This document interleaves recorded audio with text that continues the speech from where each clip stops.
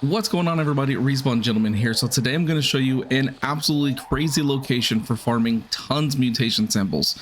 So just to show you where I am on the map, I'm in the Trinity area.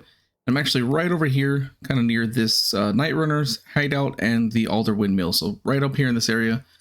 This is, if you're familiar with this is where the parkour exploit that I have on my channel. If you've seen that video, this is kind of where that takes place. But basically, you just want to get yourself to a level 4 chase, and just by going back and forth between these two buildings, and then the volatiles will just keep spawning. Is absolutely fantastic. So a couple of things I do want to mention before we get this started is you want to have lots and lots and lots of rare trophies, because your weapon is going to be using a ton of durability if you use your weapon, at least anyway. That's what the method I'm doing, is using my weapon. You can also use the saw blades down here, which honestly is preferred because it takes 2 saw blades to kill a volatile. So if you have enough scrap, get as many saw blades as you can possibly get, because that will help this go much faster. But if you don't have them, you can use your weapon. A couple other things I would highly recommend is the gear. So looking at the stats here, you can see that my damage resistance to infected is at 37.5.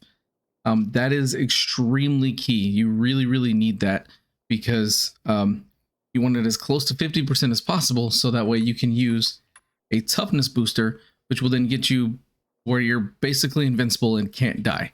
It's very important you have those things. Otherwise, this is not going to work very well for you. This is just a spot that I find is super easy.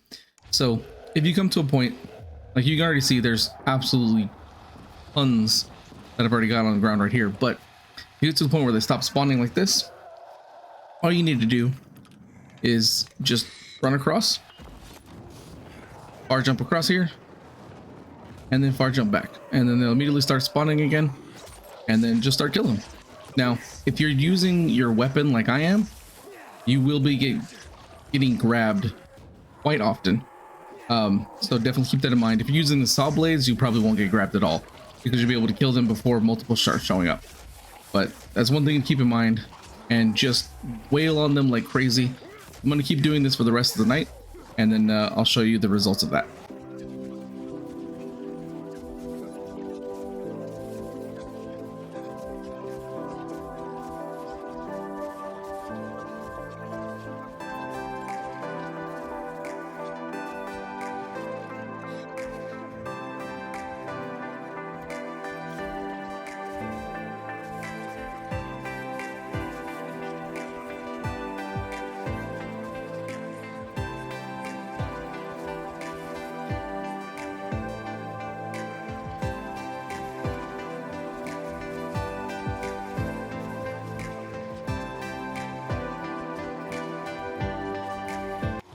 Now, when you get to this point around 7 o'clock, that's where it gets a little bit more difficult, because that's when they start running away. So having the saw blades right here is extremely beneficial, because they'll die a lot faster.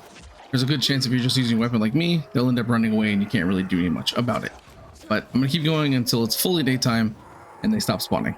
Okay, so just to show you before I start picking these up, it's kind of hard to see, so I'll zoom into it, but I've got 30,876. So that is the number that I have right now of mutation samples. So let me go ahead and pick up all of these, and we'll see how much I get after that.